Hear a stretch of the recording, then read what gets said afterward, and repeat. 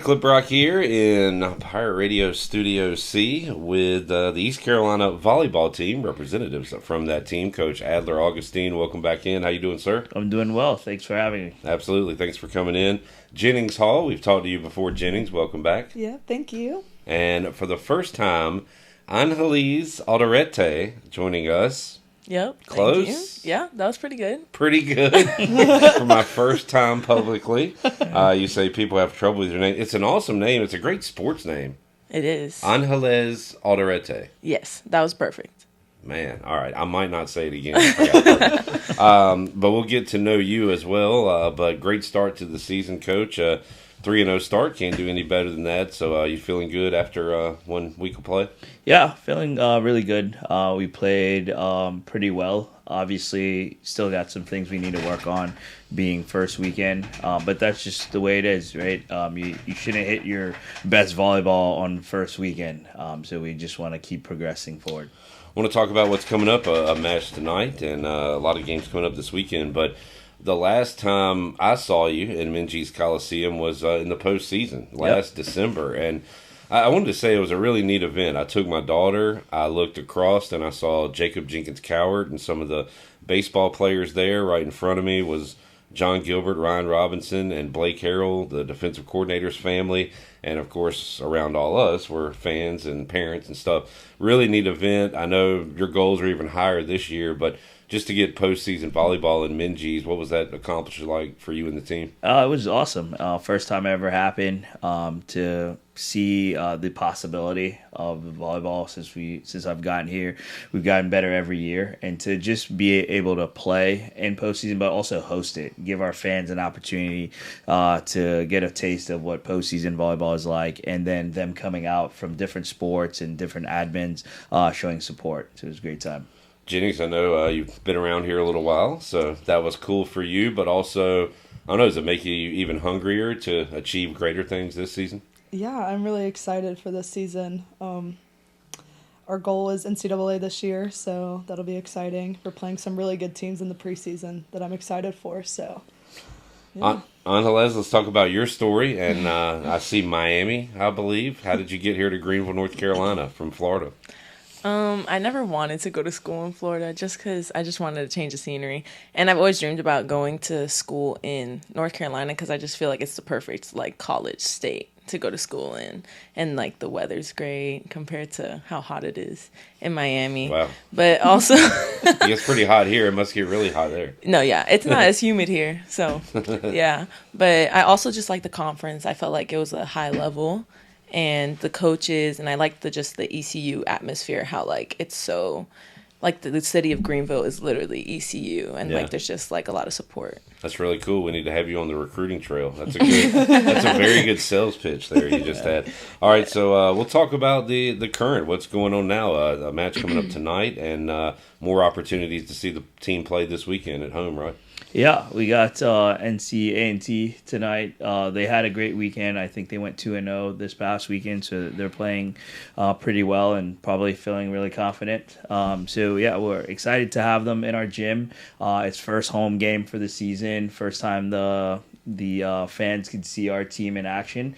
So it's going to be a great time. It's going to be loud, so we just need everybody to pack Minges. Yeah, going to be a lot of fun this weekend. Go see the Pirates play. We're coming off an Olympic year, and one of my favorite events is the men's and women's indoor volleyball because just like going to a game at Minges, it's nonstop, it's action. You barely get a chance to breathe. You get little intermissions here and there, but it's just so much fun. Were y'all logged in to the Olympics this year? Did y'all watch it and enjoy the volleyball? Definitely. There was times Adler showed us clips from the Olympics in the film room and stuff. Yeah, there was times, I think they actually started, late July, early August, so I'm not going to lie, I was in Turks and Caicos, but when it was time for volleyball to play, we all went inside. I was with a bunch of girls from last year, so we So what all were you went doing, inside. the beach volleyball, I guess, out there? Well, there wasn't much beach there, but Okay. We made sure we went inside to watch the indoor and the beach for sure. There you go. Yeah, a lot of fun watching that as well. Jennings, you talked about the goal this year.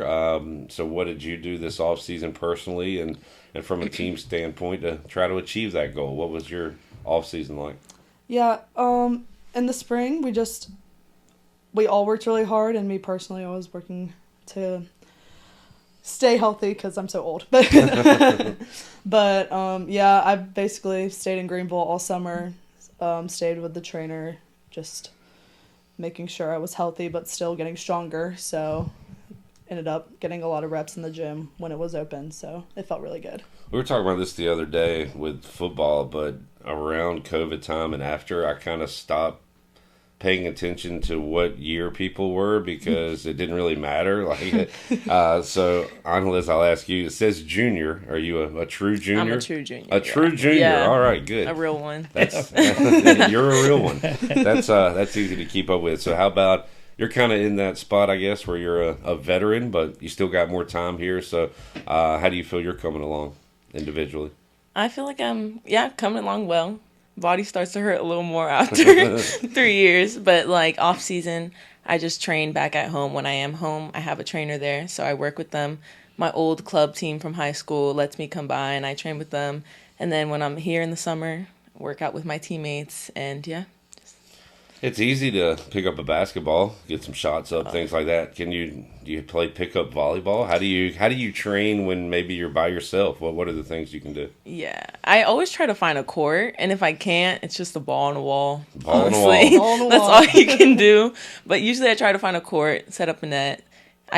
So there's sometimes in the summer I would call some of my teammates and see if they wanted to come in for extra reps when we do have the court. Yeah. And we'll set up the net and yeah. And Adler, you got a Minji's, of course, and a nice facility as well. So if your girls need to get some time in, maybe away from practice, if they choose to do so, they're able to do that, I assume? Yeah, Menji's always open to us as long as there's no other activities happening in there. So there's times throughout the day the players will come in or right before practice or stay a little bit later, like in the summer as well. In the summer we can't train them, but they'll go in, with groups of them, 3 or 4, or they'll play 6v6, especially in July when they're all around campus. A lot of volleyball is being played.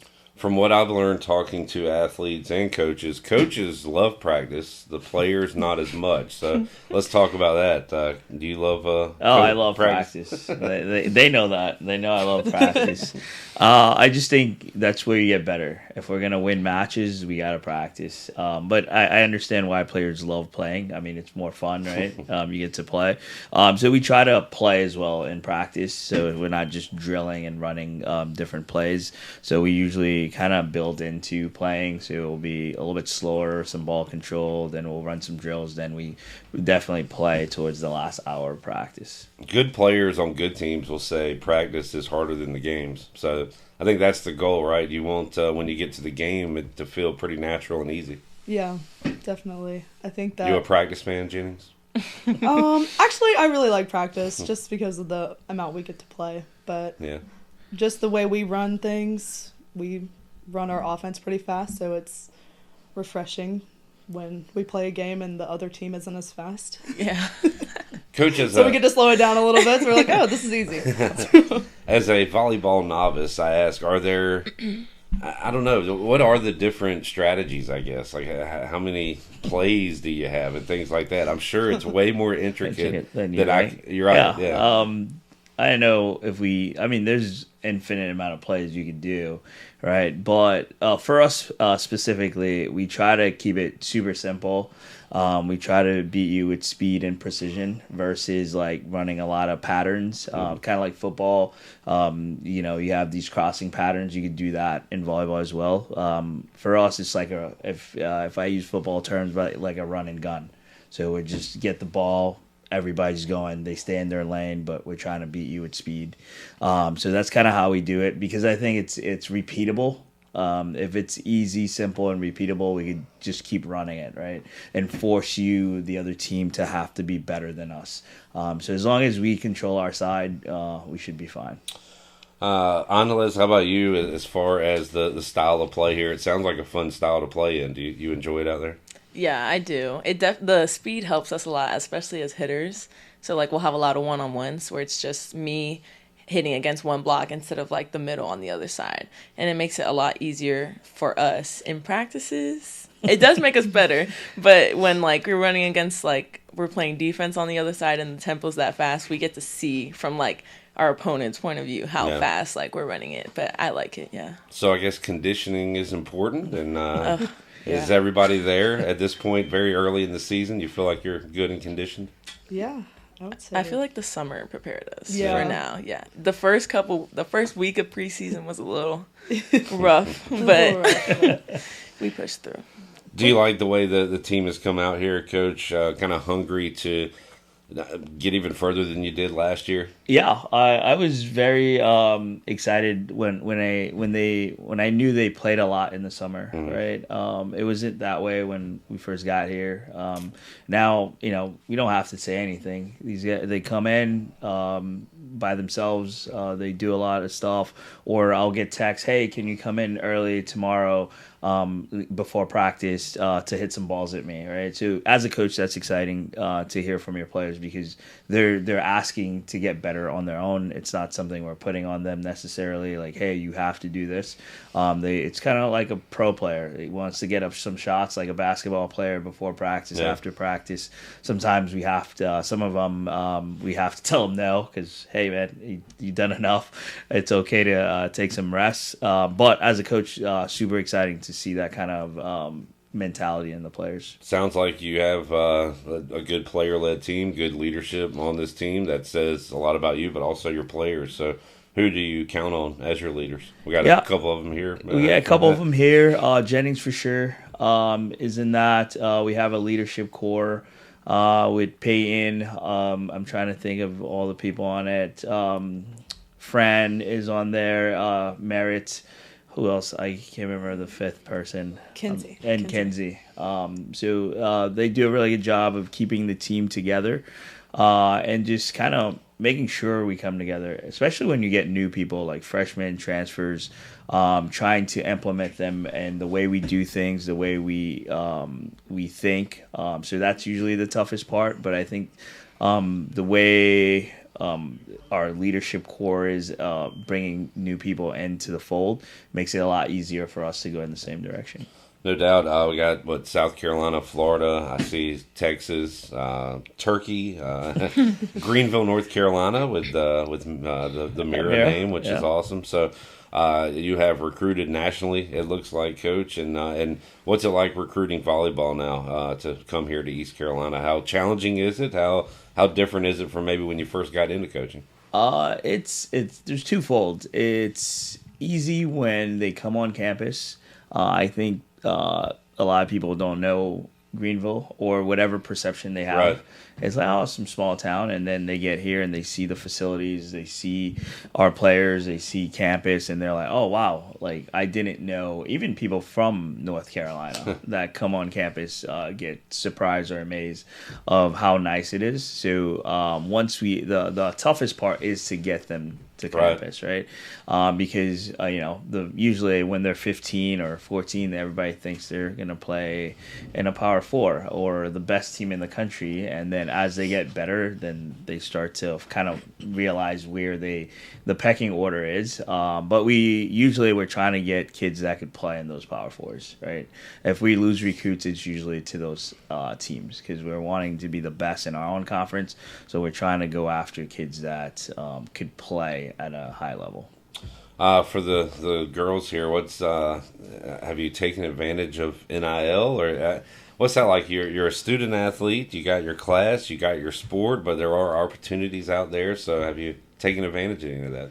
Yeah, I feel like volleyball and more of the women's sports don't really get more of the money compensation. It's more of like merchandise or stuff like that. But one of the things I feel like a lot of us do is the NIL store type things, like the gear with our names on it and stuff like that. Get a Hall with shirt or Adidas, Fanatics, stuff like that, which is probably more the bigger things we get compensated for. Yeah. Which honestly is kind of what it was designed to be instead of $1 million contracts for quarterbacks. So like when I hear that, I'm sure you'd take $1 million. I would take that. I'm sure you would. I would take it. It's kind of crazy. Trust me, I would as well.